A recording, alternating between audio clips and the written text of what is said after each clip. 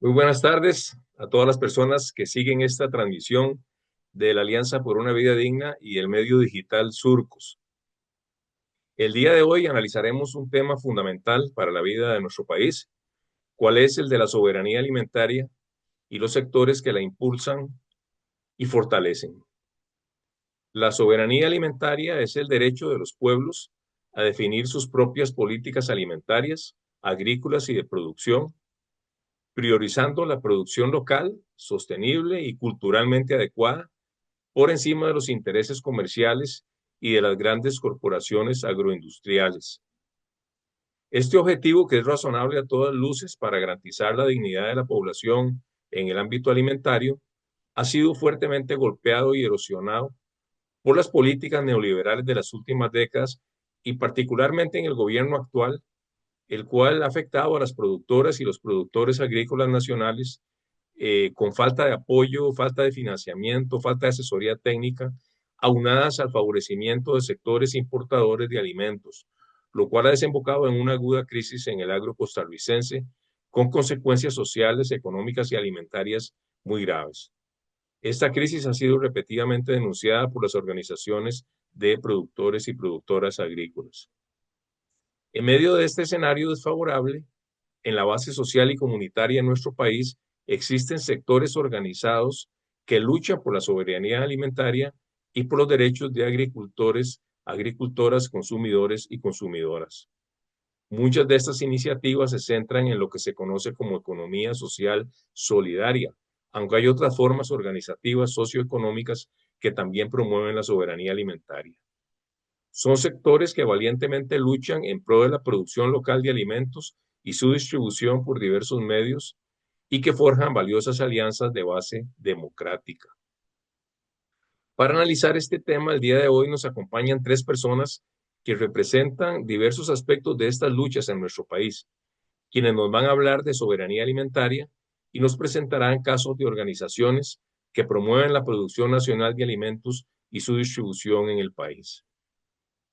En el foro del día de hoy participan las siguientes panelistas: Marcela Dumani, quien es nutricionista, docente de la Escuela de Nutrición de la Universidad de Costa Rica y está dedicada a la docencia, a la acción social y la investigación en seguridad alimentaria y nutricional, y es además integrante de la Red de Agroecología Costa Rica. También nos acompaña Mayra López, quien es representante de la Feria Orgánica El Trueque, y Aura Martínez, quien es presidenta de la Corporación Hortícola Nacional. Les damos las gracias a las panelistas por haber aceptado nuestra invitación, así como a Hazel Garro por el apoyo en la logística del foro. También agradecemos a las profesoras Yassi Morales y Graciela Mora del Programa de Economía Social Solidaria de la Universidad de Costa Rica por su apoyo en la organización de este evento. La dinámica de la actividad será la siguiente. Inicialmente, cada panelista hará su exposición y posteriormente abriremos un espacio de preguntas y comentarios de parte de las personas que siguen el foro. Les solicitamos atentamente que nos hagan llegar sus comentarios y preguntas en el chat del Facebook Live de Surcos. Y les reiteramos a todas las personas que siguen esta transmisión nuestra bienvenida y nuestros saludos muy cordiales. Sin más preámbulo, entonces le doy la palabra a Marcela Domani para que haga su exposición. Adelante, Marcela. Buenas noches. Muy complacida de estar aquí compartiendo con ustedes este tema tan importante. Muchas gracias.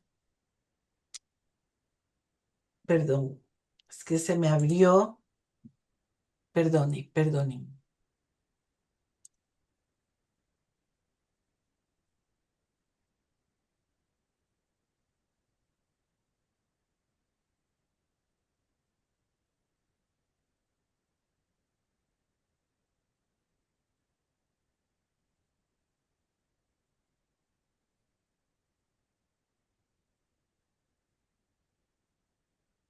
Ahí están pudiéndose ver la pantalla completa. Completa no, se ve la pantalla, pero no está completa. Ahí sí, Ahí sí. ahí sí, perfecto.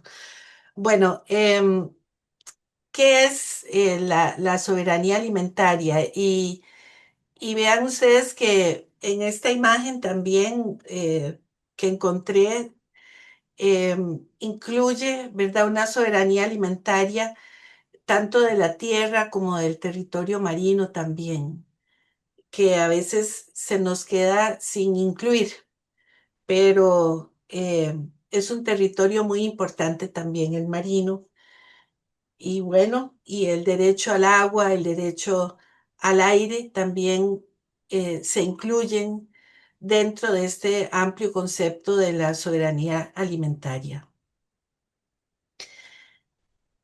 Tal vez empezar por reflexionar un poco cuál es el significado de soberanía para entender, para enmarcar el concepto de la soberanía alimentaria.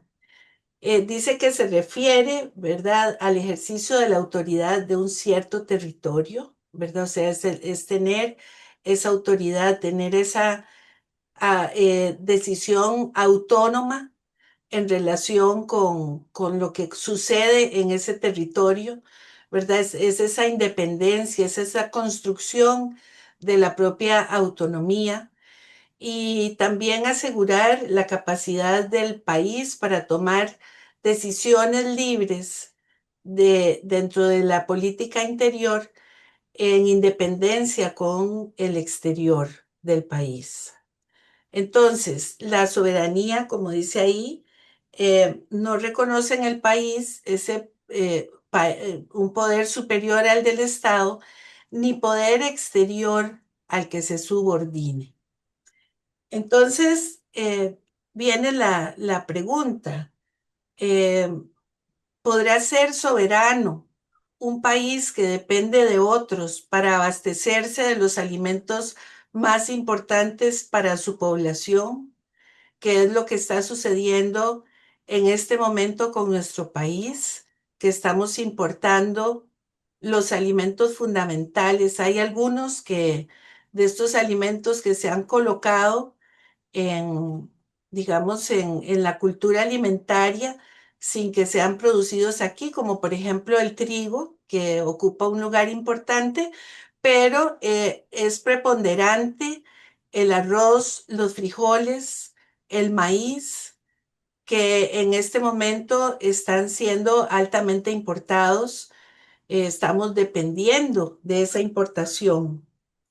Y y tenemos que ser conscientes de que a lo largo de la historia hemos visto y además tenemos ejemplos vivos en este momento en varios países eh, de África, de, de- del Medio Oriente, ¿verdad? Estamos viendo cómo la satisfacción de esa necesidad vital que es la alimentación, que es comer, ¿verdad?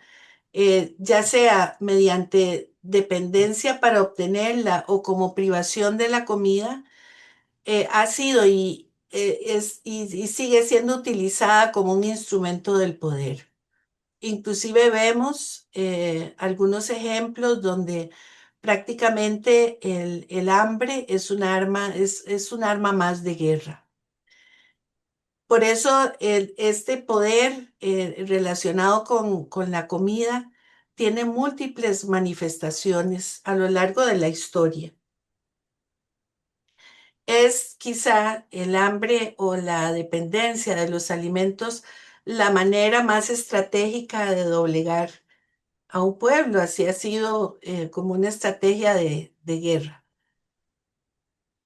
Entonces, ¿qué es la soberanía alimentaria? Bueno, esa foto inicial es porque quise traer aquí, hacer un poquito de homenaje a una colega muy querida, una persona fundamental para el desarrollo conceptual de soberanía alimentaria en mi gremio, pero también en América Latina, una persona que fue profesora de la Universidad de Buenos Aires, fue la que impulsó el desarrollo de una serie de cátedras de soberanía alimentaria en Argentina y en varios países de América del Sur.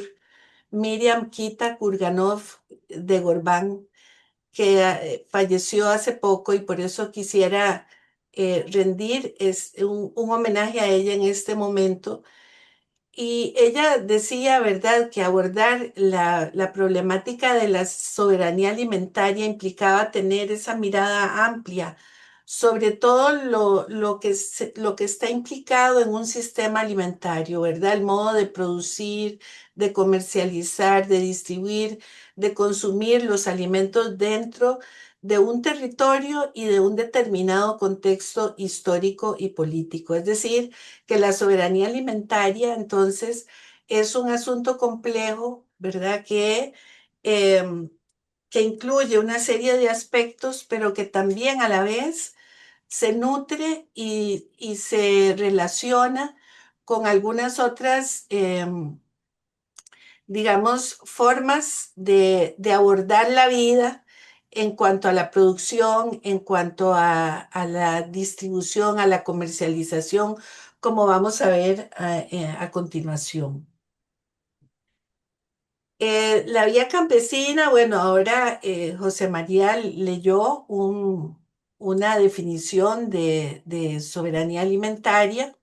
Yo tomé esta del sitio de la vía campesina porque es la vía campesina la que llega a esta definición de soberanía alimentaria en 1996, que hay una cumbre paralela de las organizaciones de campesinos y de productores en el mundo, una cumbre paralela a la de la FAO y se llega a esta definición, ¿verdad? Un poco cansados también de los golpes que estaban teniendo las personas productoras y agricultoras en nuestros países, porque la Vía Campesina es una organización que tiene participación de personas de los 5 continentes y entonces se define como ese derecho de los pueblos a alimentos saludables y culturalmente apropiados, producidos mediante métodos ecológicamente respetuosos y sostenibles, y su derecho a definir sus sistemas alimentarios y agrícolas. Pone las aspiraciones y necesidades de quienes producen, distribuyen y consumen alimentos en el centro de los sistemas y políticas alimentarias, en lugar de las demandas de los mercados y las corporaciones. Defiende los intereses y la inclusión de la próxima generación. Ofrece una estrategia para resistir y desmantelar el actual régimen corporativo de comercio y alimentación y proporciona directrices para los sistemas alimentarios, agrícolas, ganaderos y pesqueros determinados por los productores y usuarios locales. Entonces, veamos también esta definición de vía campesina es absolutamente completa y nos deja ver esa complejidad que tiene la soberanía alimentaria, pero también desde los teóricos de la seguridad alimentaria y nutricional, eh, se define, ¿verdad?, la soberanía alimentaria no como sinónimo de la autarquía, como ha habido, digamos, la pretensión de algunas personas de un poco sarcástica, ¿verdad?, de que un país, lo que pretendemos las personas que defendemos la soberanía alimentaria es como retroceder en el tiempo y tratar de ser completamente autosuficientes. Esto es una cuestión que no se podría tener en este momento de la historia, ¿verdad? Entonces, la soberanía alimentaria no es sinónimo de ese autoabastecimiento completo, de esa autarquía. Pero sí, los teóricos de la seguridad alimentaria y nutricional han hablado, por ejemplo, de la capacidad de autodeterminación para producir al menos un 60% de los alimentos base de la dieta de la población de un país y que pueda además ese país tener una reserva alimentaria que permita hacer frente, ¿verdad?, a algunas condiciones, como por ejemplo las condiciones que estamos viviendo en relación con el cambio climático, que a veces destruye los fenómenos climáticos, llevan a la destrucción cosechas enteras, Pero también hemos vivido en los últimos tiempos, por ejemplo, los efectos de guerras o simplemente de problemáticas en el transporte de alimentos, ¿verdad? Entonces, esa capacidad de reserva que pueda tener un país también forma parte de esa soberanía alimentaria para no solo para poder atender la necesidad alimentaria de su población en un momento dificultoso, sino también para contener los efectos que pueda haber de la fluctuación de los precios internacionales de los alimentos. Ahora, si nosotros vamos desmenuzando la definición que Vía Campesina nos da de soberanía alimentaria, por ejemplo, cuando se habla de alimentos saludables y culturalmente apropiados, producidos mediante métodos ecológicamente respetuosos y sostenibles, y esa capacidad de definir los sistemas alimentarios y agrícolas, allí se refleja, por ejemplo, la relación de la soberanía alimentaria con la agroecología. Y cuando hablamos de aspiraciones y necesidades de quienes producen, distribuyen y consumen alimentos en el centro de los sistemas y políticas alimentarias, en lugar de las demandas de los mercados y las corporaciones, ahí estamos hablando de economía social solidaria, por ejemplo, de esa relación entre la soberanía alimentaria y la economía social solidaria.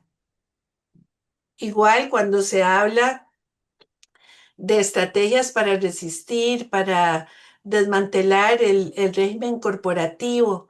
Y ahí se me faltó un pedacito que es pensar en las generaciones futuras, por ejemplo, ¿verdad? En decisiones tomadas por los mismos productores y los usuarios locales, estamos hablando de la relación de la soberanía alimentaria con las estrategias de sostenibilidad, con pensar en el futuro y todo esto con inclusión y participación de la población. ¿Cuáles son los pilares de la soberanía alimentaria según lo define la vía campesina? Bueno, se reconoce en esta definición que la alimentación es un derecho humano. ¿Verdad? Entonces, la soberanía alimentaria va de la mano del derecho humano a la alimentación. También la soberanía alimentaria, por ejemplo, piensa en el desarrollo sostenible al comprometerse con un futuro sin hambre, por ejemplo, ¿verdad?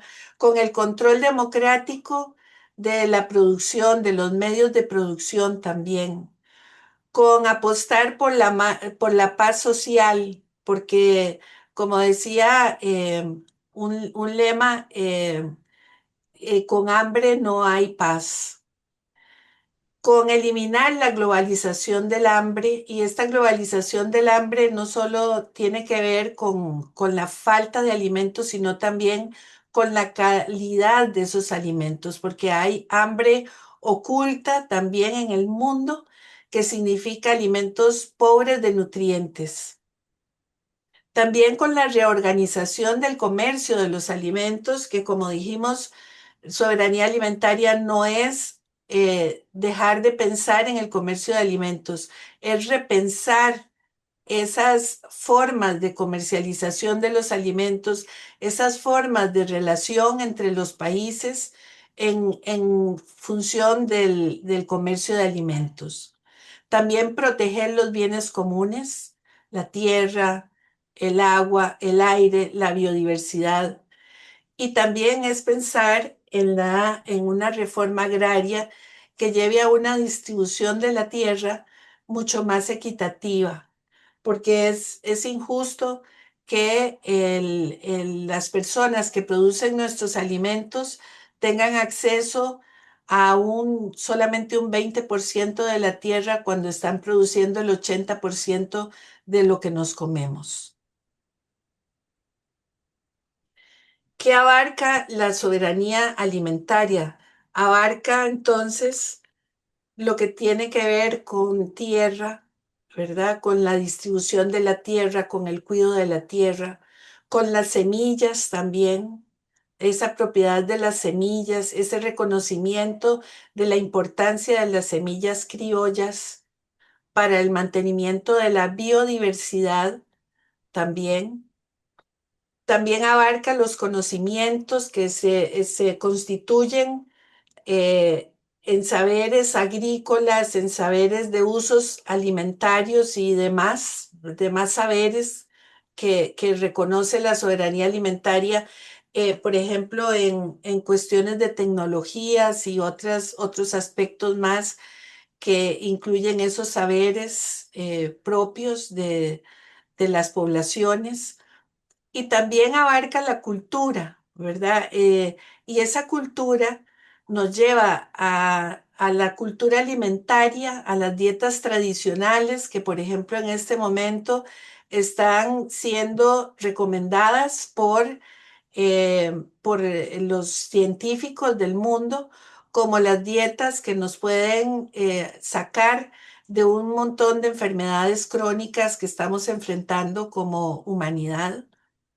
Y también esa cultura involucra el conocimiento y el uso de las plantas medicinales que han sido la base de muchas comunidades para hacerle frente a sus necesidades de salud.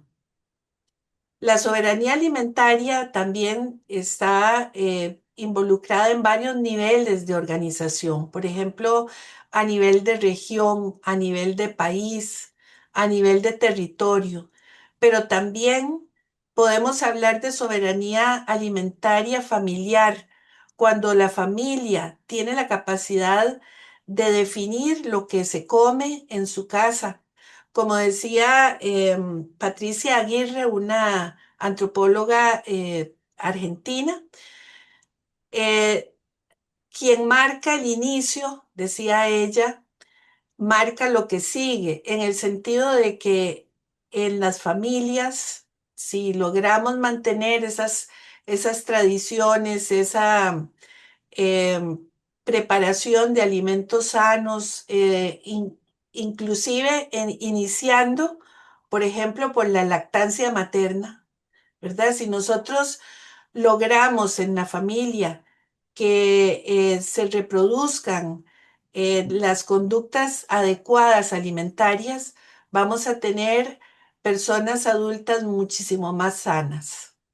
Y también está la soberanía personal, la soberanía de nuestros cuerpos, de tener el derecho de que nuestro cuerpo reciba el mejor alimento y pueda vivir en el mejor ambiente, libre de sustancias que puedan enfermarnos. Bueno, como decía, un principio de la soberanía alimentaria es un futuro sin hambre y de ahí mm, llega aquí mi participación, un poco dejando reflexionando sobre lo que significa un futuro sin hambre, ¿verdad? Cuando el sistema actual lo que ha reproducido más bien son miles de millones de personas con hambre en el mundo. Muchas gracias. Muchas gracias, Marcela, por su presentación y esta panorámica general de lo que significa y lo que representa la soberanía alimentaria. Le damos la palabra ahora a Mayra López para que nos haga su presentación. Adelante, Mayra. Em, Muy buenas tardes a todos y muchísimas gracias por la invitación.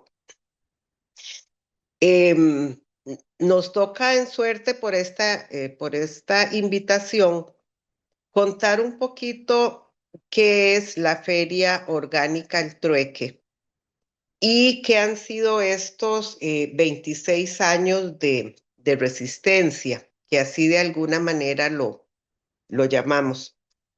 La Feria Orgánica El Trueque nace en 1999 a raíz de una necesidad de productores de diferentes partes del país que se estaban embarcando a esta nueva, entre comillas, corriente que venía de, de Japón y Brasil y otras latitudes, de hablar de agroecología y agricultura orgánica, el cultivo sin agrovenenos. Entonces, hay una cantidad de productores en Limón, en Guanacaste, en diferentes partes, acompañados en aquel momento por una ONG que se llamaba SEDECO,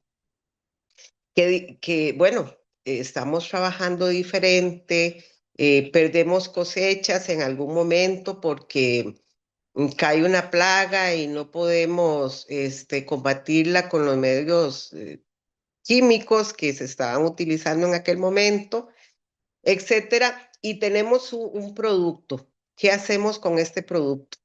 Se lo vamos a seguir entregando a los intermediarios, a la gente que llegaba a la finca y decía, le doy tantos pesos por la cosecha de naranja en el palo, o por el café, o por eh, lo que se estaba logrando sin químicos.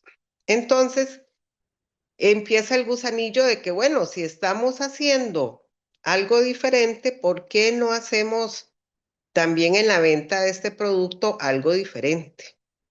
Y entonces empieza un día del agricultor, en 1999, esta resistencia a la forma como se comercializaba, esta resistencia a la forma que se producía, y poco a poco se empieza a abrir un mercado diferente.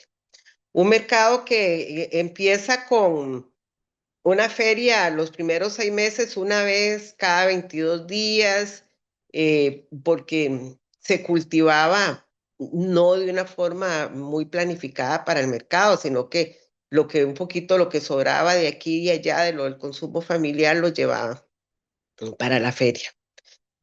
La cosa es que se va formando y formando esta costumbre de un grupo de consumidores de ir a buscar ese producto diferente. El productor empieza a sembrar ya lo que nos comemos, lo que vendemos en la comunidad y un poquito más para, para llevar al mercado.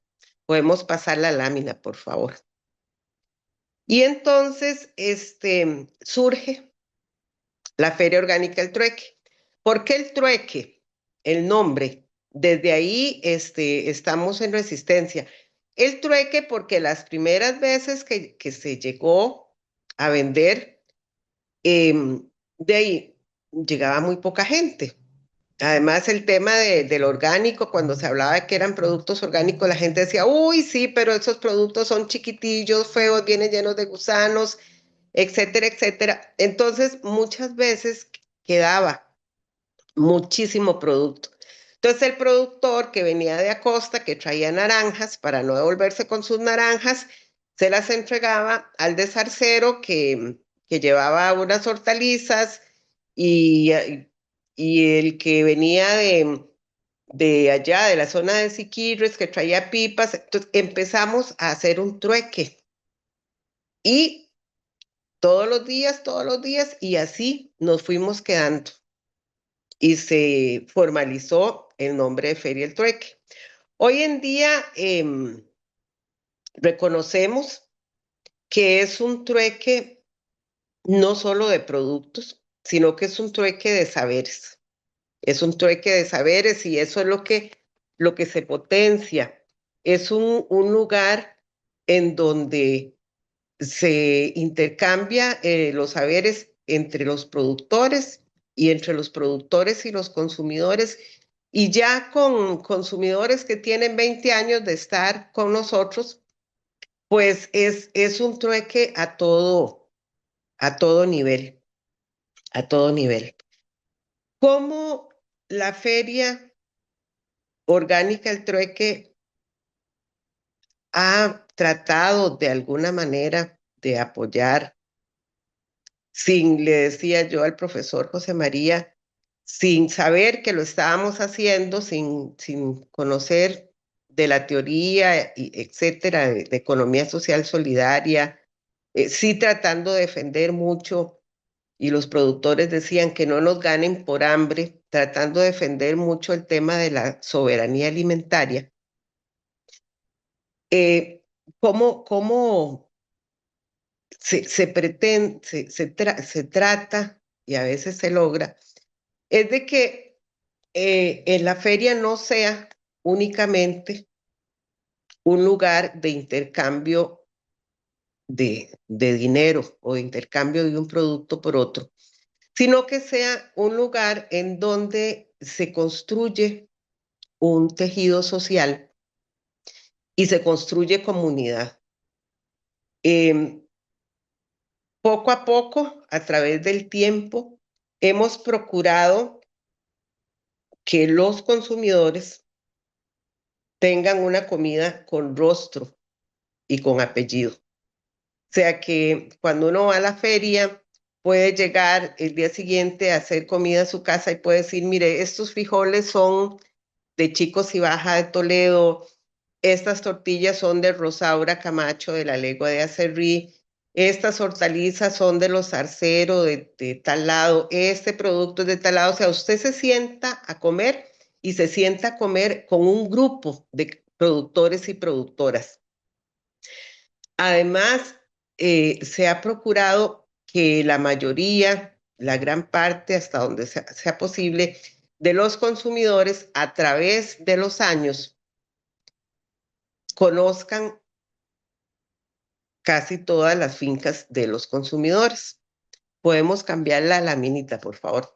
¿Cómo se logra esto? Bueno, a través del tiempo, en diferentes épocas, en diferentes momentos, se organizan giras de consumidores un día domingo a la finca de un determinado productor, en donde el consumidor va a llegar a esa finca y va a ver de dónde viene el producto. Como decía el anuncio de Amanco, lo que hay detrás del tubo, ¿verdad? Lo que hay detrás del productor o la productora que ve en la finca, que ve en la feria, lo que hay detrás de las hortalizas que encontró la familia, la comunidad, los minutos o horas que tiene que traer ese producto o al hombre o a caballo o en un carro ahí desvencijado para que llegue a la mesa del productor. En este momento hay más o menos unos 20 productores.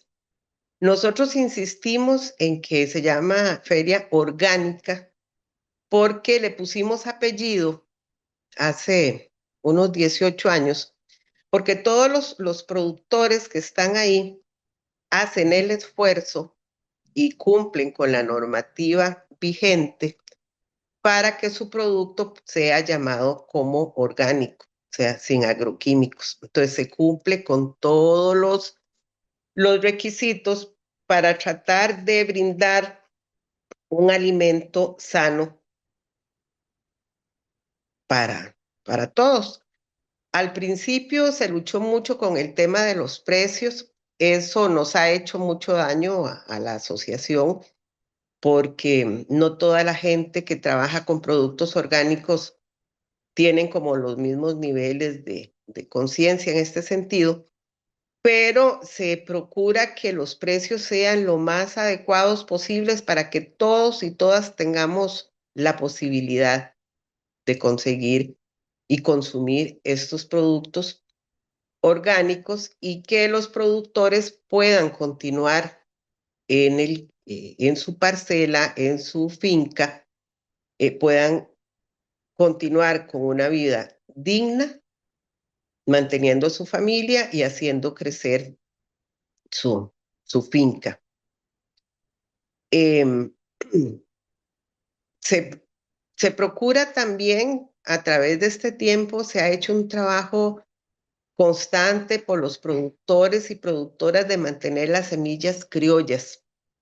Hay compañeros que tienen semilla de frijol, por ejemplo, de frijol, de maíz, que son semillas. Hay un compañero que tiene semilla de maíz de 100 años, habla él, y él año con año lleva su semilla, lleva su maíz, lleva sus elotes, lleva la masa para que Rosaura haga las tortillas de esta manera. Entonces, esa es como la forma que hemos ido encontrando en el camino para poner el grano de arena a la soberanía alimentaria, poner el grano de arena para la agroecología. A veces nos han dicho que somos sectarios porque, bueno, porque somos orgánicos, certificados, y entonces se maneja esa rigurosidad y la certificación y están inscritos en Arao, etcétera. Bueno, en aquel primer momento eso era fundamental para hacer la diferencia y ahí seguimos sobre esa línea.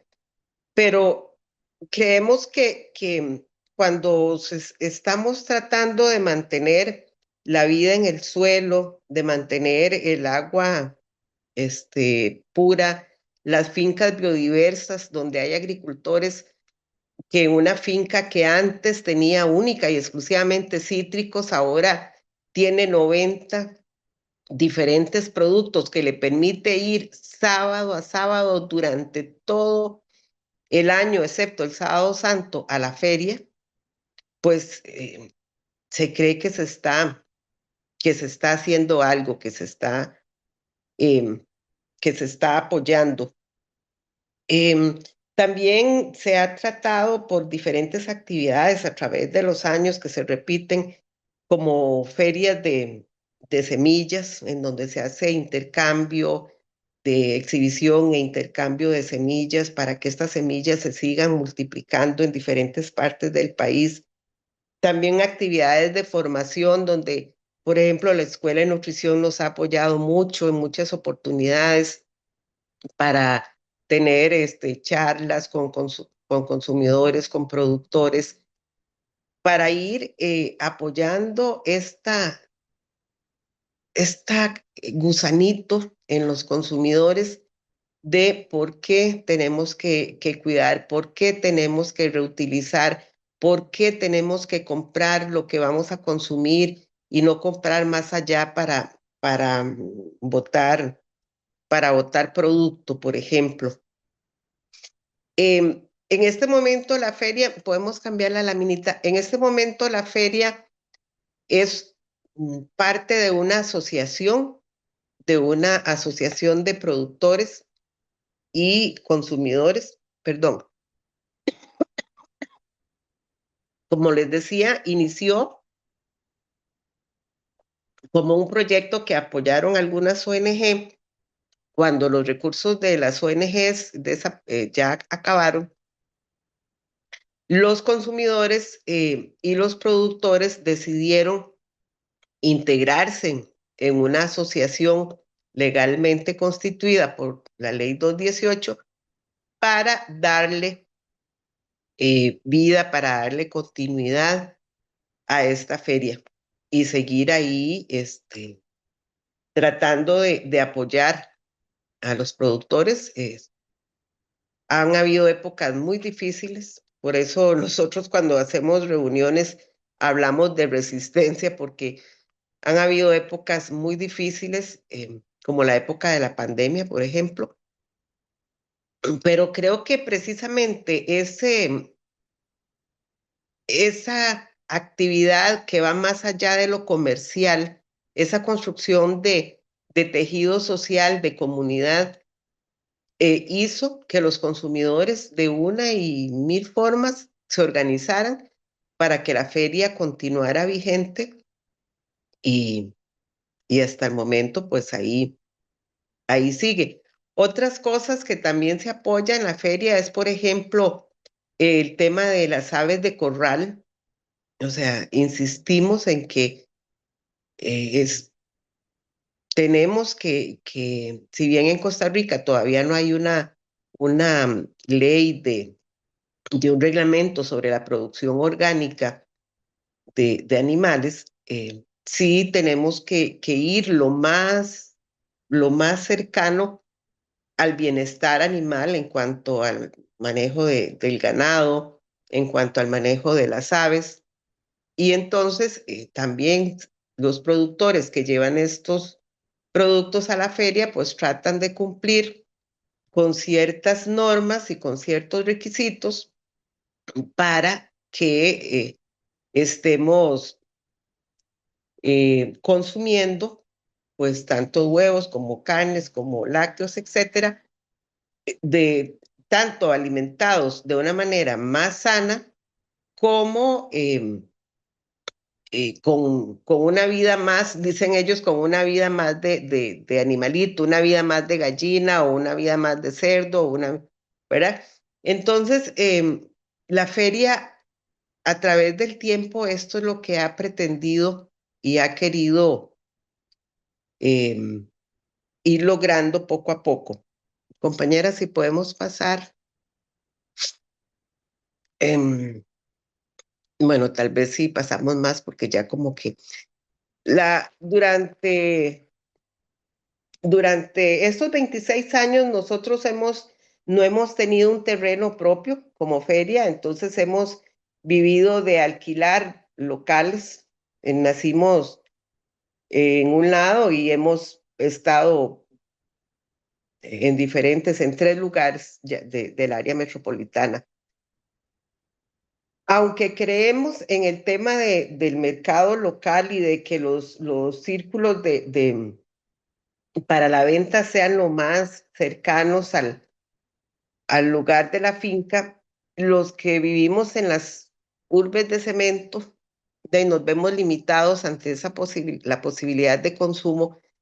Entonces, ahí pues sí, se sacrifica un poco esto porque en la feria hay productores que vienen, por ejemplo, de Sarapiquí o de Siquirres o de Acosta, de Puriscal, ¿verdad? De diferentes partes del país, para lograr que un consumidor que llega a la feria pueda comprar el 90% de las cosas que necesita para, para su semana.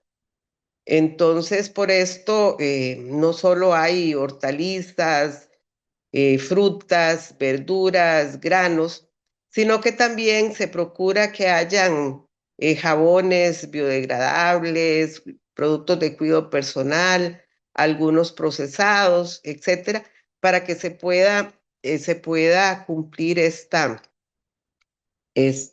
canasta que permite que uno visite lo menos posible los grandes supermercados, ¿verdad? Compañeras, si pasamos, em, bueno, ahí hay algunas fotos de los talleres, como les decía, y se procura que este lugar de la feria sea un centro de capacitación, de construcción, de intercambio. Entonces, bueno, se hacen talleres a menudo, se hacen giras recreativas y educativas a las fincas. Y eso, como les decía anteriormente, ha ayudado mucho a que la feria pues se mantenga a través del tiempo y que crezca este sentido de que tenemos que, en la medida de lo posible, tenemos que em, producir lo que nos comemos, ¿verdad? Como decía doña Marcela, no es pensar que vamos no, porque no se puede, pero por lo menos la gran mayoría de las cosas que nosotros nos comemos y que Costa Rica puede producir. Y Doña entonces no Mayra, solo, 3 minutitos más. Ujú. entonces, no solo eso, sino que sea de manera sana. Entonces, la feria en este momento está en Barriodén y desde hace 4 años estamos en Barriodén. Ahí desde las 5:30 de la mañana hasta las 12, mediodía, 1 de la tarde, depende del agua. Estamos, ahí se consiguen productos orgánicos certificados, pueden llegar a desayunar. Hay comida de turno, entonces pueden llegar a desayunar. Y hay gente como yo que llega a desayunar y pasa ahí casi que toda la mañana porque ya habla uno con toda la gente y ya tenemos una comunidad construida. ¿Alguna pregunta que tengan para más tarde? Con demasiado gusto. Muchas gracias, Mayra, por su presentación. Y de seguro va a haber, perdón, de seguro va a haber preguntas en la fase de preguntas y comentarios para esta experiencia tan valiosa que usted nos ha relatado. Le paso la palabra ahora a Aura Martínez para que nos haga su exposición. Adelante, Aura.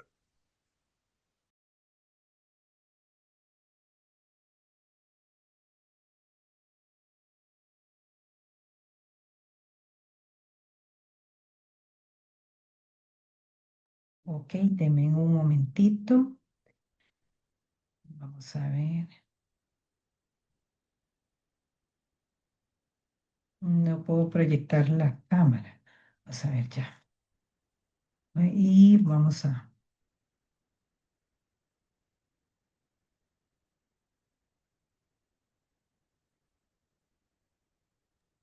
¿Podemos ver la presentación?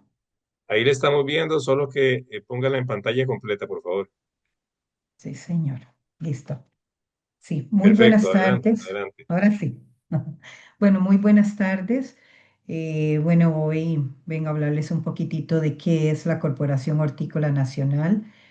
Y bueno, y voy a iniciar con la definición que efectivamente ya hizo la exposición doña Marcela.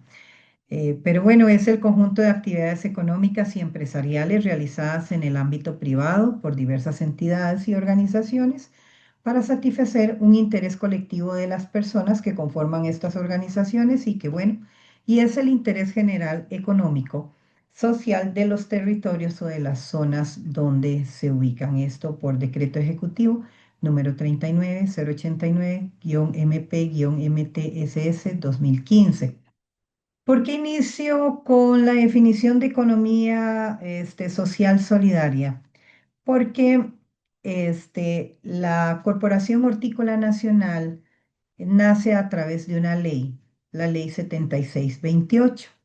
Esta ley tiene como en su artículo 1 sobre su naturaleza jurídica y su objetivo, es crear esta corporación de interés público denominada Corporación Hortícola Nacional, con un patrimonio propio.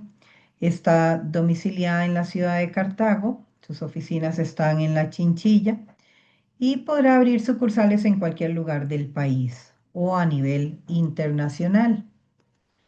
Su artículo 2, el objetivo de la corporación, realmente es un régimen equitativo de las relaciones de producción, industrialización, mercadeo, asistencia técnica, financiera, entre todo lo que tiene que ver productores, semilleristas, comercializadores e industrializadores de productos hortícolas. Aquí es algo muy importante, es un régimen equitativo que tiene que haber entre todas estas relaciones. Es un ganar-ganar. En el artículo 5, entre sus funciones que tiene la corporación, porque tiene más, pero bueno, yo elegí estas.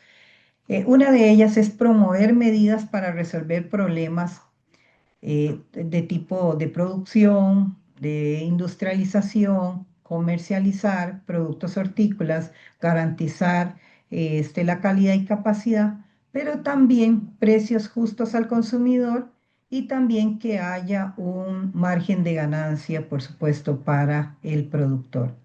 Igual, entre sus funciones importantes es desarrollar planes de acción para agricultores hortícolas y que reciban de forma continua y oportuna asistencia técnica a nivel nacional y a nivel internacional en temas de buenas prácticas, temas financieros, temas contables, asistencia técnica. ¿Y pero por qué hacemos esto? Porque nosotros creemos que el productor no se tiene que quedar ahí. El productor tiene que ascender, tiene que crecer y tiene que ser un empresario como tal. Promover la diversificación agrícola para nosotros es muy importante, la diversificación apropiada para que el productor ofrezca otras opciones en el mercado. Es decir, dependiendo de su conveniencia, es decir, de los lugares donde él produce y que tiene la capacidad de producir no solamente papa. Es decir, él puede producir otro producto, zanahoria, por decirlo así, y que tenga otras alternativas que pueda ofrecer al mercado. Y luego, otra de las funciones importantes es emitir criterios y apoyar acciones que persigan el mayor bienestar y estabilidad del productor. Ustedes saben que en las zonas rurales lo más importante es lograr ese desarrollo rural. Y entre más desarrollo, y como el sector agrícola alrededor de él tiene todo un encadenamiento comercial, si logramos desarrollar al productor o al agricultor o a la agricultora, por supuesto que todos estos encadenamientos se van a ver beneficiados, igual el turismo local también o el turismo rural. Entonces, todos estos encadenamientos van a permitir incrementar recursos, incrementar empleos, que eso es lo que buscamos, y que no hayan desplazamientos hacia las zonas urbanas. Entonces, por eso buscamos el bienestar y estabilidad del productor. ¿Mediante qué? Proyectos de enseñanza, investigación y extensión. Cuando hablamos de esto es capacitarlos constantemente en todo el tema de parte de conocimientos y técnicas que le permitan a él lograr tener conocimientos en investigación y no solamente en investigación, sino la parte técnica y conocimiento. ¿Para qué? Para que esto se traduzca en un mejor rendimiento en su producción y también para que logre de esta manera tener medios y tenga una vida mucho más digna y sobre todo la sostenibilidad. Pero esto se logra todo un proceso, primero a través de capacitaciones, luego sigue asesoramiento técnico y no solamente eso, sino el asesoramiento técnico propiamente a la hora de sembrar o de producir, sino también en conocimientos propios para él, cómo tiene que administrar ese negocio o esa actividad económica, logrando también un desarrollo de sus capacidades. Y por supuesto, el tema de seguros de cosecha para nosotros es muy importante porque va muy de la mano con el mejoramiento de créditos. Como para nadie es un secreto, el sector agrícola ante las entidades financieras, pues es un perfil muy riesgoso. Y entonces el seguro de cosecha viene a ser como esa garantía que permite también adquirir tasas mejores y que permita también lograr ser un cliente más con financiamiento. Pero también el seguro de cosecha va a permitir, sobre todo en los cambios climáticos, y ustedes lo han visto, lo que es el niño y la niña, entonces lograr que este productor no pierda todo en sus producciones o su cosecha y que tenga un seguro que lo pueda proteger. Igual el mejoramiento de créditos, ¿no? La corporación pues busca esos asesoramientos y por supuesto la Asociación de Agricultores. En este momento la Corporación Hortícola tiene 14 organizaciones, cada organización tiene un grupo de agricultores y agricultoras. Entre ellos podemos citar Frutalcop, son frutas de altura, tenemos a Socagri en Tierra Blanca, tenemos UTRAC, que es en la zona de Paraíso, centros agrícolas como en el Guarco Paraíso, y estas a su vez tienen organizaciones de productores. Para nosotros es sumamente la asociación. Creemos muchísimo y aparte de eso tenemos 241 afiliados de manera física. Bueno, otras funciones importantes también es establecer convenios de cooperación financiera, técnica, científica, con personas o con instituciones. Nosotros en este año se realizó o la actualización de un convenio con el Instituto Tecnológico de Costa Rica. Esto nos permite tener acceso a todo el tema de capacitaciones, el tema de investigaciones, proyectos importantes. Entonces hay estudiantes que están terminando sus carreras y necesitan desarrollar proyectos, entonces pueden hacer, por ejemplo, un proyecto que se está realizando, es un estudio de factibilidad para crear una cooperativa en la Cámara de Paperos. Entonces, un valor agregado con las papas. Por allá un plan estratégico que lo solicitó la organización Azocagri. Un estudiante trabajó y tienen un plan estratégico ellos. Y por allá un beneficio, un pequeño beneficio de café, entonces están con estudio de prefactibilidad. Aspectos de este tipo es lo que buscamos con los convenios, de tal forma que la academia nos apoye al sector agrícola y el sector agrícola, por supuesto, este es mutuo. Entonces, la idea es que logremos cada día ir mejorando no solamente las capacidades de los agricultores, sino que ellos mejoren en conocimientos, pero también mejoren todo su negocio económico.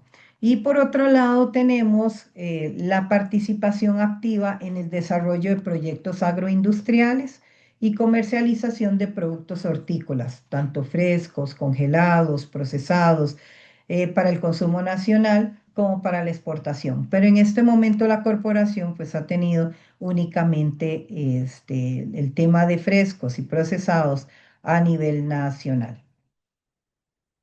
Luego, en el artículo 9, ¿cuáles son los órganos que conforman la Corporación Hortícola? Ella tiene una asamblea general porque democráticamente se tienen que elegir los miembros de junta directiva. Entonces, aquí se cumple con el valor de que libremente los afiliados asisten a la Asamblea Nacional y nombran los miembros de la junta. Ellos solamente nombran las personas, no en sí los puestos, porque luego viene la junta directiva que está conformada por 7 miembros y estos 7 miembros cuando llegan, ellos hacen otra votación interna delante del asesor jurídico y se van nombrando los puestos de presidente, vicepresidente y así sucesivamente.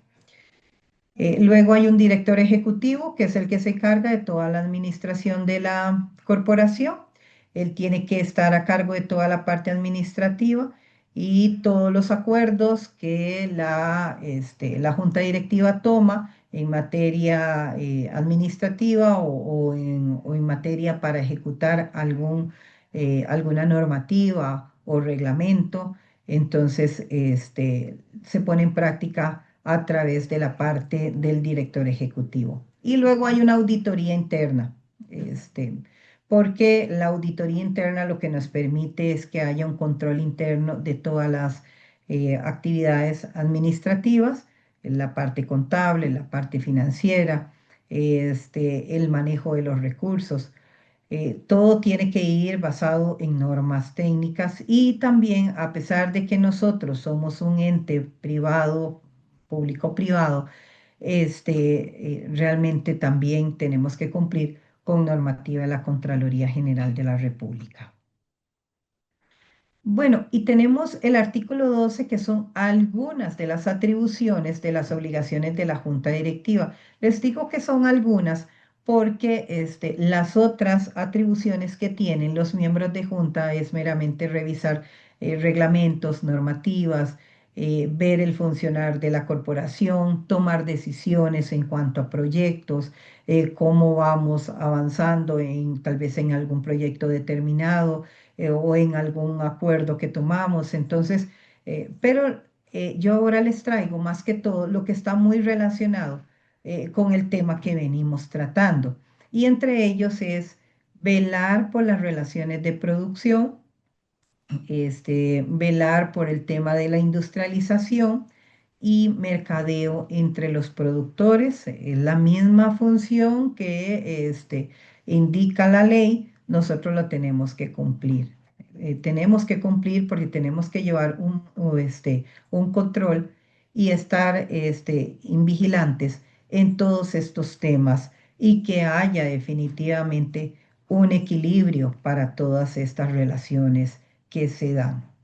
Y luego también aprobar todo el tema de contratos, convenios, como les indicaba, el convenio con el Instituto Tecnológico de Costa Rica, acuerdos de cooperación técnica y financiera que se celebran con personas o entidades públicas o privadas. En este caso, la corporación, les decía que es público-privada porque recibe para proyectos específicos un 2% de la ley del cemento, de todo el cemento que se vende en la ciudad de Cartago. Pero estos montos no llegan directamente a la corporación hortícola, sino que quedan en la caja único del Estado y nosotros presentamos el proyecto. El proyecto como tal se presenta y ellos van girando conforme el proyecto va avanzando. En ningún momento entran a las arcas de la corporación. Y por eso es que se firman contratos. Tenemos que firmar un contrato cuando se da un proyecto en específico. Luego, fomentar y promover la creación de asociaciones de agricultores por producto o grupo de productores hortícolas para el desarrollo y defensa de su actividad. Como les decía, uno de los valores importantes para nosotros es eso, promover esa asociatividad, esa unidad, porque sí creemos que la fortaleza está en las organizaciones, en las asociaciones y que ahí aprenden buenas prácticas, entre ellos se comparten, conocen. Por ejemplo, en estas zonas, como les mencionaba, Azocagri tiene que ver, ellos tienen una venta de insumos, pero también tienen afiliados productores de cebolla, de papa, de zanahoria y de otros productores. Pero si hablamos de la zona de Paraíso, ellos están reunidos, toda la gente que produce tomate, pepino, chayote, eh, y también todo el tema de ayote y todo este tipo de productos. Entonces, la idea de esto es que los grupos se van organizando por sus productos que tienen. Por ejemplo, en Llano Grande está el grupo de flores, todo lo que tiene que ver con las flores rosas y demás, tienen una asociación, igual la Asociación de Fresas de Llano Grande igual está conformada por asociaciones. Lo mismo que las frutas de altura, como por ejemplo donde están aguacates, melones, melocotones y todas manzanas nacionales, están reunidas todos en grupos como Frutal Coop. Y así sucesivamente. Luego tenemos una cooperativa también de productores. Entonces la idea es promover definitivamente la unidad entre los agricultores y agricultoras. Bueno, aquí hay un mapa eh, de cómo está distribuido, por decirlo así, la corporación. Bueno, la corporación tiene una planta de procesamiento en La Chinchilla, donde están las oficinas administrativas. Esta planta de procesamiento pues tiende a todo el tema de productos procesados y productos frescos.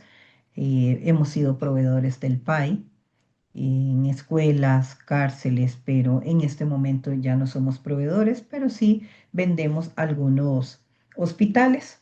Y en estos hospitales como la Carit, San Juan de Dios y algunos otros. Entonces, hemos vendido en el año 2024, 74 productores llevan sus productos a la planta y con alrededor más o menos de producto fresco andan alrededor de unos 51.000 kilos.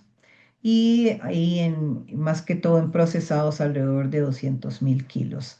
Entonces, esto nos permite también que el productor lleve sus productos y realmente lo que hacemos es que los precios a los cuales se compran es a un precio de tal forma que salga ganando el agricultor y lo mínimo que sea en la parte administrativa, todo lo que se cubra costos de mantenimiento de la planta, que el personal, que las máquinas y todo lo demás que tiene que conllevar el mantener una planta de procesamiento. Bueno, pero también tenemos la finca El Convenio. La finca El Convenio está en Pacayas de Alvarado. Esta finca lo que hace es todo el tema de la producción de semilla de papa y esta semilla de papa se vende al agricultor. Igual en esta finca del convenio, hay lotes, varios lotes, los cuales son arrendados a los agricultores para que siembren sus productos. Por otro lado, tenemos en la parte de la Lima, el centro de mayoreo del agricultor. Este centro de mayoreo, pero también pueden ir personas físicas al lugar, tanto los martes y los jueves, a comprar sus productos. Entonces, en este centro, ahí lo que tratamos es que la gran mayoría sean agricultores, pero hay intermediarios también y hay productos importados como manzana, por decirlo así. Pero la ideal de todo esto es que se venda producto nacional, totalmente, producto nacional y que sean los mismos agricultores que en la mañana cosechan sus productos, lo lleven en la tarde. Este mercado está abierto de 3 a 7 de 3 de la tarde a 7 de la noche. A mucha gente le llama la atención, pero nosotros no somos como Senada, por decirlo así, sino que abrimos 3 de la tarde y 7 todo el mundo va para casita, porque la gran mayoría, como les digo, son agricultores y al otro día pues tienen que ir a trabajar a sus fincas. Aura, 3 minutitos más. Perfecto. Bueno, aquí está en el mercado central, en la década de los 90, así era. Posteriormente, ahorita está así. Lo tenemos techado, hay bodegas que se alquilan y hay cualquier cantidad de productos. Aquí está la finca, algunas fotos de los lotes que se alquilan. Esa es la finca y se utiliza también para visita de estudiantes. Bueno, hay unas papas por acá y bueno, ahí está. Otros proyectos. Hemos hecho 2 exportaciones a Nicaragua con el tal del problema de las importaciones de cebolla. Lo que hicimos es trasladar nuestra cebolla de calidad a otro país para mejorar precios en cuanto a la oferta. También hemos hecho otros proyectos, compras de fertilizantes, venderlos a un bajo precio, alrededor de 4.000 colones, 6.000, 2.000, en promedio para mejorar también con la compra de fertilizantes. Estos son algunas zonas y cultivos que impactamos: Tierra Blanca, Llano Grande, Cot, Potrero Cerrado, Capellades, Santa Cruz, Tejar, San Nicolás. Como verán, son varios lugares que impacta la Corporación Hortícola. Este es el proyecto que queremos tener. Este es una red seca de cebolla para apoyar a los productores con invernaderos, que puedan tener bodegas con precios accesibles, que lleguen ahí con invernaderos de tal forma que ellos puedan accesar y mejorar. Y eso sería con la exposición de la Corporación Hortícola Nacional. Y nada más para terminar, decirles que en julio de este año nosotros fuimos coordinadores del encuentro de semillas que se dio en el Sanatorio Durán. Muchas gracias. Muchas gracias, Aura, por su exposición y muchas gracias también a Mayra y a Marcela por sus presentaciones. Pasamos ahora a una fase de preguntas y comentarios. Bueno, Sumamente interesantes las presentaciones, muy estimulantes por lo demás, de lo que se está haciendo en el país y de lo que se puede hacer.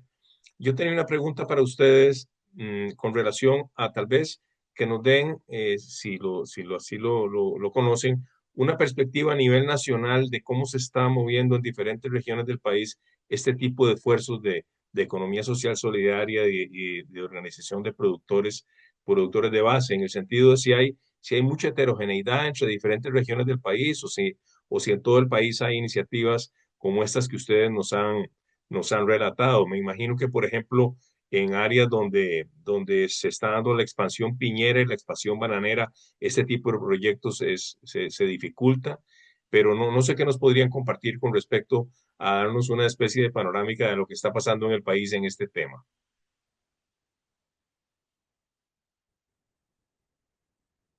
Bueno, tal vez en el caso de los mercados solidarios y los mercados alternativos, gracias a Dios, están naciendo mercaditos en diferentes partes del país.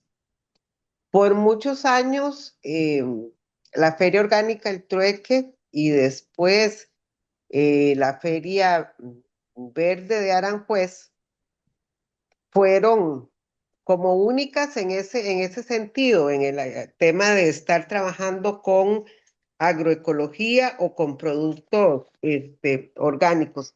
En este momento hay expresiones de este tipo en Limón, en Cartago, en San Ramón, en Pérez Celedón, en las playas, en Dominical.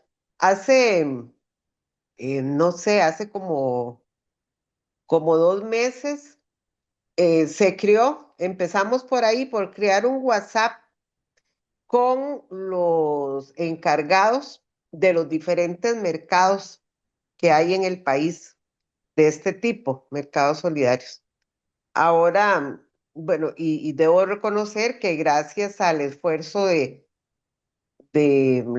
dos miembros de la Red de Agroecología de Costa Rica, ellos insistieron mucho, Guido Barrientos y Eric, insistieron mucho en esto a partir de estudios que ellos mismos hicieron para el Estado de la Nación. Y, y bueno, ahora vamos a tener la primera actividad en conjunto, que es un estudio de los reglamentos que hay en 3 ferias para reglamentos de funcionamiento, para tener como base para otras ferias y para otros mercaditos que quieren también caminar hacia reglamentar un poco su funcionamiento.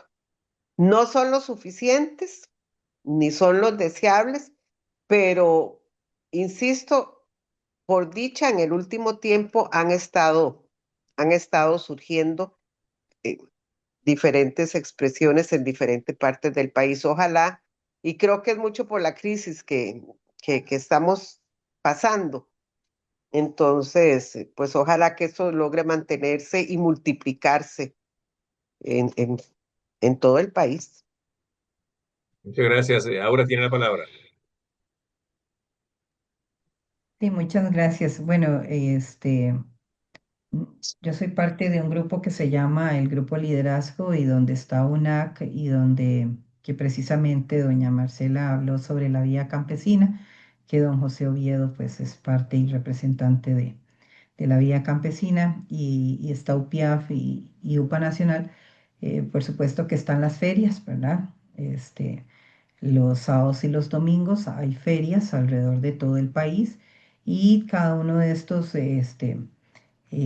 agricultores, muchos pertenecen ya sea a UPA o ya sea a UNAC o ya sea a UPIAF y que definitivamente a lo largo de todo, digamos, estas organizaciones son enormes, definitivamente, tanto UPA que tiene alrededor de 14.000 afiliados agricultores o por allá UPIAF tiene 7.000, ni que se diga UNAC. O sea, nosotros la corporación es chiquititica en comparación a ellos, pero realmente lo que se buscan sí es a partir de ferias, se trabajan en los mercados Y esto es lo que se ha tratado, digamos, con este grupo que se llama liderazgo, tratar de lograr esa representatividad entre pequeños y medianos productores e ir uniéndolos, ¿verdad? Como un brazo fuerte, porque si bien es cierto, nuestra producción nacional y nuestra soberanía alimentaria hay que de verdad protegerla y sobre todo solo con la unión lo podemos hacer. Entonces, eso es lo que estamos haciendo, uniéndonos constantemente, ¿verdad? Para fortalecernos y ser un bloque bastante fuerte en este sentido, ¿verdad?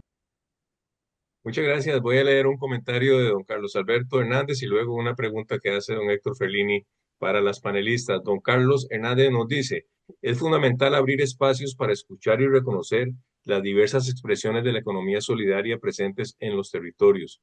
Esta experiencia representa una apuesta por una economía alternativa, profundamente vinculada a las comunidades, sus luchas y sus formas de vida. Se sugiere que en los procesos institucionales, académicos y políticos se actúe en consonancia con el reconocimiento de esta pluralidad de voces que construyen desde la reciprocidad, el cuidado y la justicia.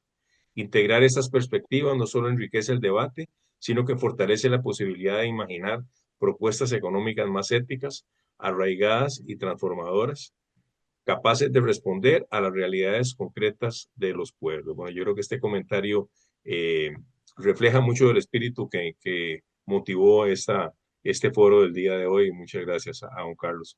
Don Héctor Ferlini les pregunta, ¿cómo valoran la importancia de la participación ciudadana y comunitaria, tanto en el fortalecimiento de la economía social solidaria como para propiciar la soberanía alimentaria? Es una pregunta abierta para las tres. Marcela tiene la palabra, disculpe. Sí, gracias. Yo también quería em, agregar a la primera pregunta que, bueno, formo parte de la red de agroecología de Costa Rica y hemos seguido, digamos, un rumbo de tratar de generar grupos por territorios, ¿verdad? Porque realmente, bueno, para la práctica de la agroecología se necesita también toda la práctica vinculada con los ecosistemas que hay en los territorios. En este momento hay un grupo en San Ramón, hay otro grupo en Heredia, en el colectivo Surquí, que abarca Santa Bárbara, Barba, de Heredia, San Rafael. Hay también un colectivo en Pérez Celedón. Y bueno, la idea es continuar incentivando esto a partir de compañeros y compañeras que están unidos en la red y que han ido también como nucleando, ¿verdad? Hemos hecho, algunos miembros de la red también han hecho algunas mapeos para ver iniciativas de mercaditos, por ejemplo, en el país. Y bueno, allí se está haciendo ese esfuerzo y yo siento que va creciendo, ¿verdad? La cantidad de personas que se van sumando a esta forma de ver la vida, porque eso es la agroecología, la economía social solidaria, son formas de ver la vida diferentes, ¿verdad?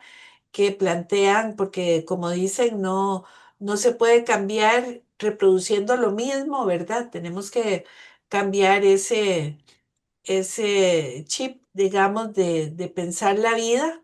Em, y definitivamente, respondiendo a la pregunta que hace Héctor, em, definitivamente en todo este proceso de cambio, de transformación, de apropiación también de las formas productivas, de las formas de intercambio, es fundamental la participación ciudadana, es fundamental. Em, es muy necesario que sean las personas las que vayan dictando las pautas para el desarrollo de las nuevas iniciativas en sus territorios. Esos saberes, ¿verdad? Son fundamentales y también ese impulso a las decisiones, a esa autonomía que implica la soberanía alimentaria, ¿verdad? Es guiada básicamente por los colectivos en los territorios. Gracias. No sé si ahora o Mayra tienen algún comentario con respecto a esta pregunta de Héctor Fellini. Sí, digamos, es sumamente importante realmente que el colectivo o la ciudadanía, pero más que todo tiene que haber una clara concientización de la importancia de la soberanía. El problema es que la gente se ve, o sea, las personas como tal ven la seguridad alimentaria, no importa, si tenemos comida no hay problema, pero eso no es, o sea, es nuestra producción nacional. Entonces, sí tenemos que buscar, y me parece que aquí, para lograr que efectivamente se lleve una soberanía alimentaria como tiene que darse, tiene que ser por medio de una ley. Hay proyectos de ley que han estado en la Asamblea Legislativa y ahí han estado engavetadas por muchos años. Comentarles que a raíz de todo esto, de la importancia de la soberanía alimentaria que tiene para nuestro país y que creo que es un grupo muy pequeño que realmente lo consideramos importantísimo, el grupo de liderazgo ha trabajado y está trabajando en la revisión de un proyecto de soberanía que efectivamente fue presentado en la Asamblea Legislativa.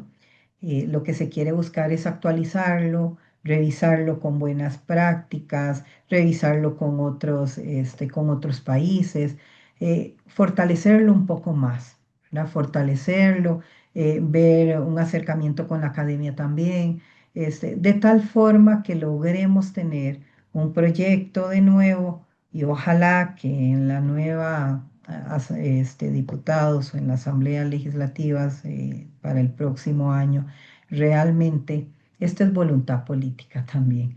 Se necesita voluntad política para llevar un proyecto de este tipo, porque no es tan fácil. La gente no se, o sea, no es que no lo quiera, es que si usted no se le explica la importancia y si no hay una verdadera concientización de lo importante que es realmente esa soberanía alimentaria en nuestro país, mire, yo creo que ya estuviera normado, ¿verdad?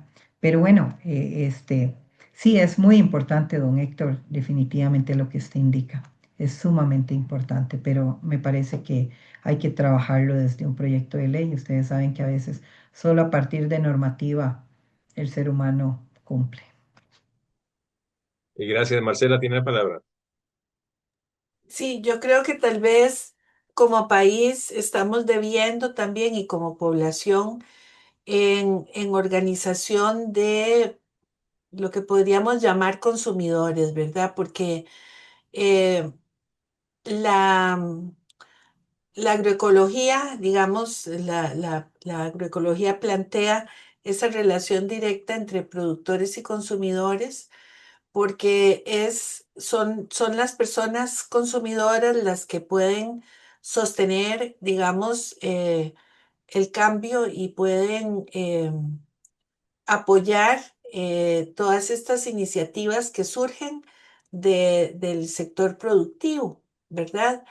Igual en la economía social solidaria, pues lógicamente que la persona consumidora es fundamental, pero en nuestro país falta organización de consumidores. Y el consumidor puede tener en todo este proceso de cambio una voz fuertísima, porque somos, bueno, consumidores somos todos, ¿verdad? Pero el consumidor, digamos, que es capaz de llevar adelante un consumo consciente, un consumo solidario, puede realmente impulsar cambios muy importantes. Y creo que eso nos falta, ¿verdad? Como sociedad nos ha faltado.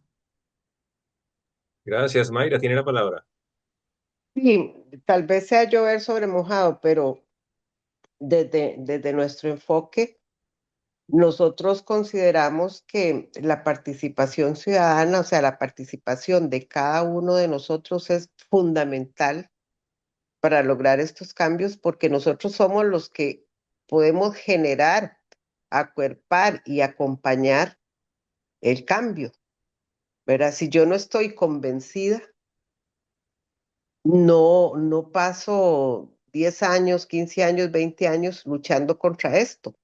O no, en vez de comprar producto A, compro B, ¿verdad? Tiene que pasar por un tema de convencimiento de cada uno de nosotros.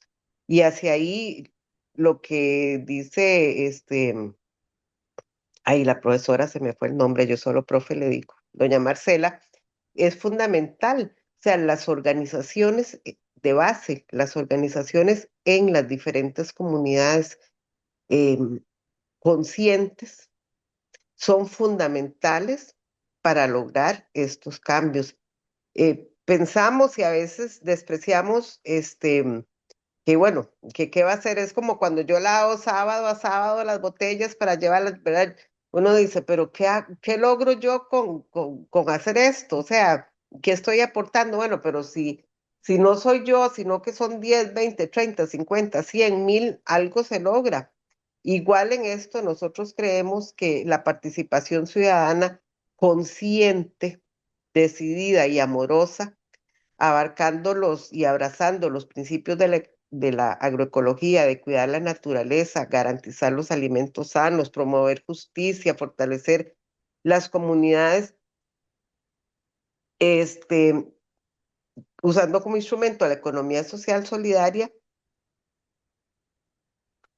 parece que es una solución y no solo un sueño, no solo un sueño de algunos trasnochados que habemos por ahí, ¿verdad? Sino que parece que es una solución que surge desde la base, desde la comunidad. Y para eso lo que necesitamos es a los seres humanos. Muchas gracias. Eh, Hay una pregunta de don Luis Caballero que dice, ¿qué día es la Feria del Trueque, doña Mayra?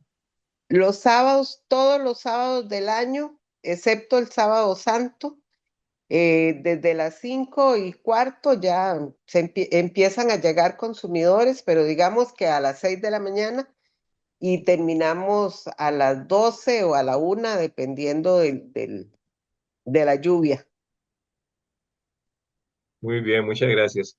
Yo quería hacerles otra pregunta. ¿Qué papel juega en todo este escenario que estamos hablando el Ministerio de Agricultura y Ganadería? ¿Cómo lo perciben ustedes? ¿Qué impresión tienen en la relación que han tenido ustedes con el ministerio, si es que han tenido alguna experiencia en ese sentido?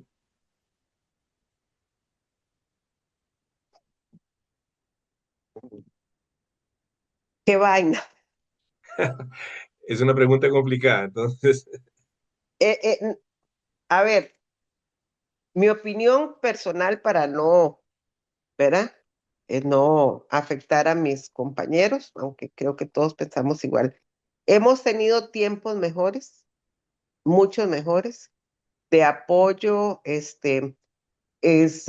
se luchó, se gestionó, se bregó por una ley de promoción de la agricultura orgánica, se logró esta ley eh, obligó al Ministerio de Agricultura a montar un departamento de agricultura orgánica, a montar una Comisión Nacional de Agricultura Orgánica, etcétera, etcétera, y se trabajó bastante bien. Faltó, pero se trabajó bastante bien.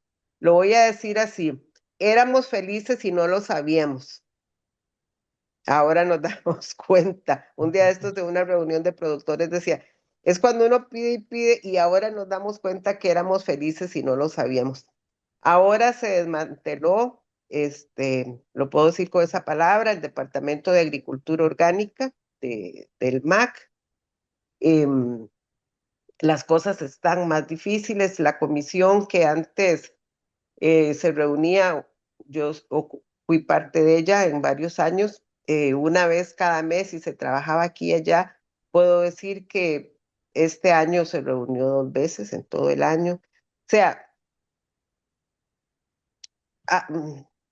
hubieron tiempos mejores. Gracias. Bueno, ustedes lo han visto, el total aperturismo de las importaciones, la flexibilización en los servicios fitosanitarios y sanitarios para lo que es la papa fresca de consumo, la falta de no convocatoria a la comisión de papa y a la comisión de cebolla que por ley estaba dada, no se dio. eh, este, Totalmente, en el caso de la corporación, eh, no hemos tenido ese acercamiento como debería de darse. Si bien es cierto, eso no quiere decir que ministros pasados mm, siempre quedan debiendo. O sea, uno no puede decir que han sido totalmente 100, darles una nota de 100 no es cierto. Sin embargo, este, dejaban trabajar.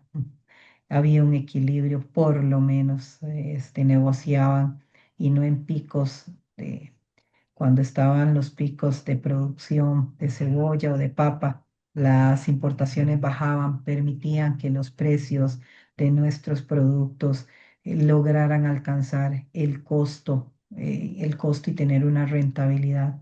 Hoy no, hoy nos está dando eso. Entonces, si usted me dice la nota que, bueno, no, mejor ni le digo la nota, porque son profesores.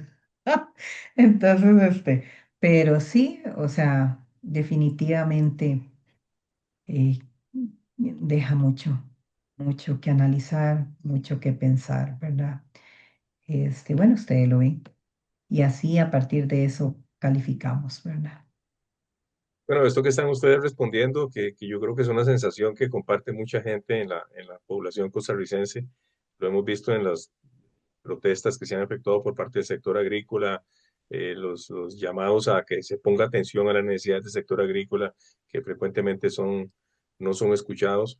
Lo que indica, y lo han estado comentando ustedes anteriormente, es que este es un tema profundamente político, ¿verdad? Y es un tema político a varios niveles. Es un tema político en la organización comunitaria de base de participación ciudadana, que tiene un elemento político fundamental. Es un tema político, lo mencionaron ahora a la hora de presentar proyectos de ley que favorezcan la soberanía alimentaria, la producción agrícola local, etcétera. Y es un tema político también de cara a las próximas elecciones, porque este debería ser un tema que se coloque en el tapete de las discusiones y los debates electorales para que la población sepa lo que piensan los diferentes candidatos y partidos sobre un tema tan importante. Sí, Yo que, sí. una cosa que yo he sentido también es que, por ejemplo, en administraciones pasadas había procesos participativos. El MAC convocaba, el MAC generaba estos grupos para discutir, para decidir, y sinceramente en esta administración yo no he puesto un pie, digamos, en el MAG, ¿verdad? Em, creo bueno, eso también refleja porque en parte la acción que pueda tener un Ministerio de Agricultura es esa interacción con otras instituciones que apoyan ¿verdad? Y no se ha dado, no se ha dado eso. Mayra tiene la palabra. Sí, es algo muy puntual, pero es parte de, en este momento, bueno, no sé si ya pasó de la Comisión de Agropecuario a al plenario, creo que no, porque están en extraordinarias o qué sé yo qué, pero se está estudiando una ley de semillas, una reforma para la ley de semillas, que, por Dios, o sea,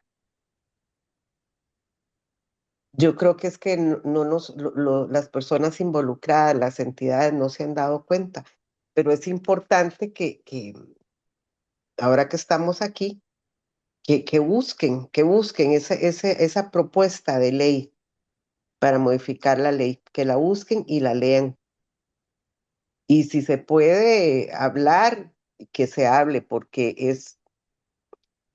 es algo de muchísima preocupación, muchísima preocupación. Nada más es como ¿cómo se llama eso? Como una cuña, ahí nada más, Ujú. perdón. Muchas gracias, muy importante esa información y yo creo que podría ser un tema también importante para organizar un foro y llamar la atención sobre lo que puede representar una nueva ley de semillas. Ujú. Sí, señor.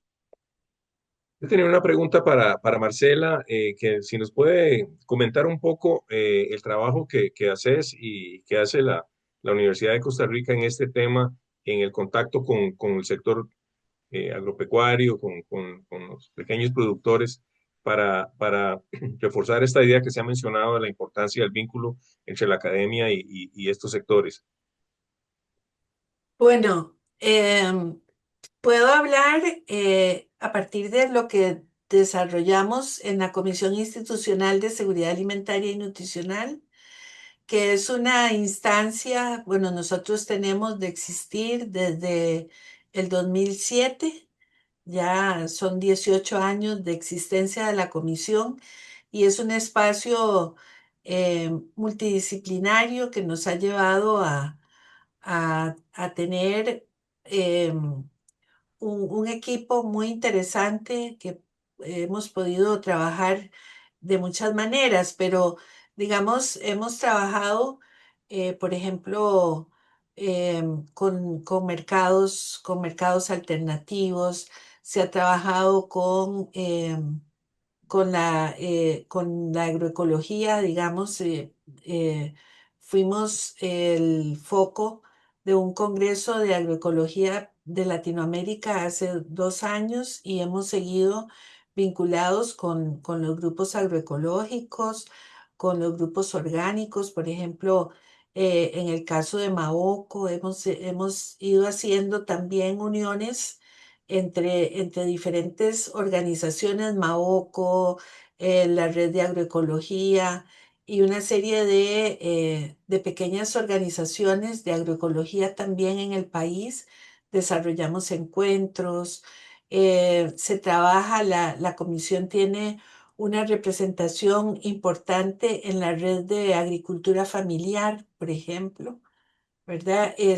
Ahorita se está iniciando el trabajo también con comunidades costeras que tienen áreas de pesca responsable, que son como, digamos, los correspondientes a la agroecología en la tierra. Así son los grupos de pescadores que se suman a estas iniciativas de pesca responsable y de conservación.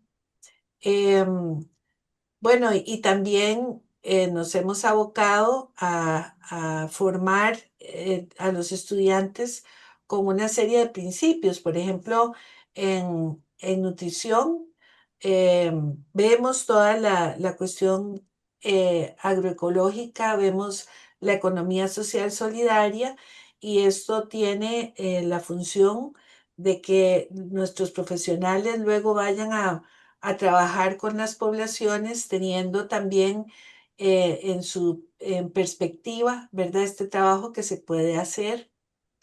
Em, y bueno, la universidad tiene eh, muchísimos vínculos, ¿verdad? Con diferentes, por ejemplo, las estaciones experimentales que desarrollan semillas de frijoles, de arroz, de papa, de frutales, ¿verdad? Tienen un vínculo muy importante. Toda la investigación que se hace, por ejemplo, en leguminosas, en la Fabio Audrit, es interesantísima y hay un vínculo total y estrecho con los productores de frijol, que por cierto, este, en un trabajo conjunto que hicimos con el INTA del MAG, em, que tenía como objetivo eh, trabajar con los productores de frijoles del país.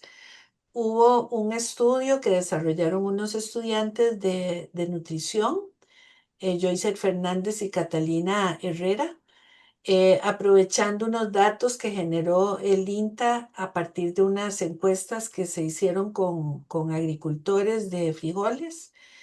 Y ahí pudimos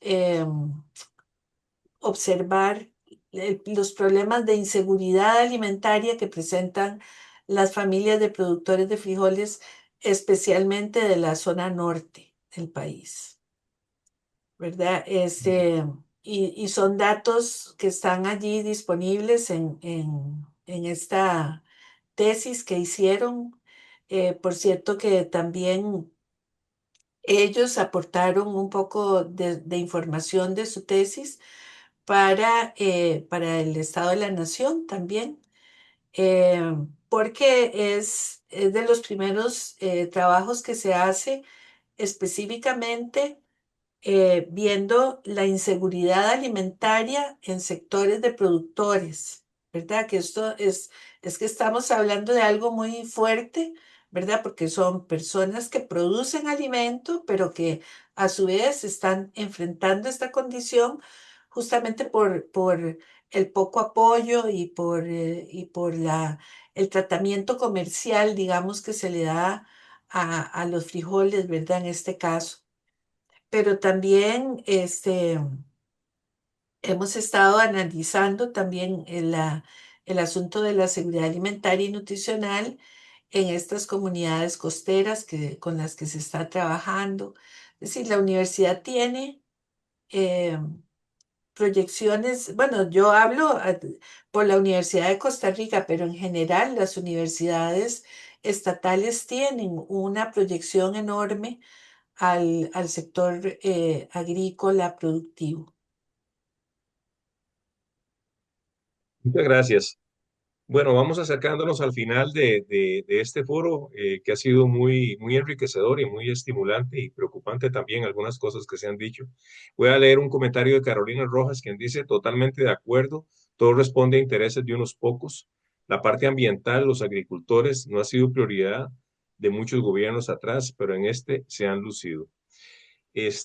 Bueno, en nombre de la Alianza por una Vida Digna y del Medio Digital Sur, quisiera agradecer muchísimo a Marcela, a Aura y a Mayra por sus excelentes presentaciones y participaciones, por el análisis que han hecho de un tema tan importante.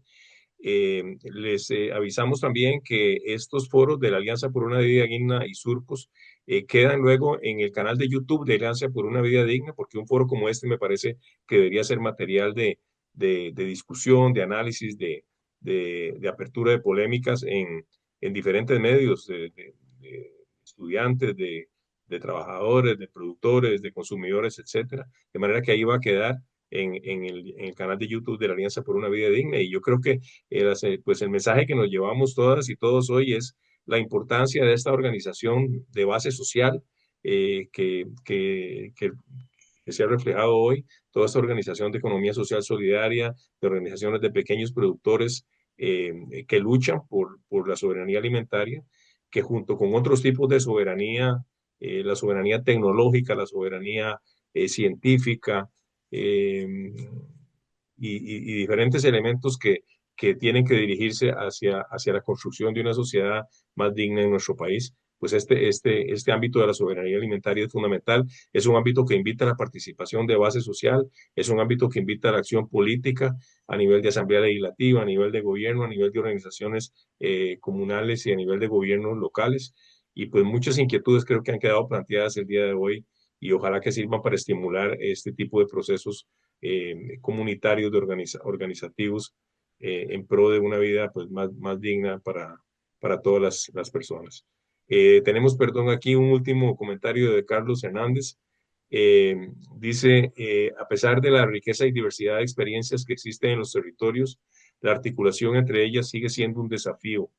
Las diferencias de enfoque, los ritmos organizativos, las condiciones locales y las tensiones estructurales dificultan la construcción de espacios comunes sostenibles. Sin embargo, reconocer esta complejidad no debe ser motivo de fragmentación, sino una invitación a fortalecer los vínculos, generar confianza y construir agendas compartidas desde el respeto, la escucha activa y el compromiso ético. La articulación no se impone, se cultiva. Bueno, suscribimos totalmente este comentario de don Carlos Hernández y es uno de los retos, ¿verdad?, en este ámbito de la vida del país y en muchos otros ámbitos, la necesidad de la confluencia, de la articulación y de los diálogos constructivos entre sectores que compartimos una visión de mundo, una visión de país y que tenemos que unirnos para llevar este país adelante. De manera que nuevamente muchísimas gracias a las panelistas, muchas gracias a todas las personas que nos han acompañado en esta transmisión y quienes van a ver la transmisión en diferido y que tengan todas y todos muy buenas noches.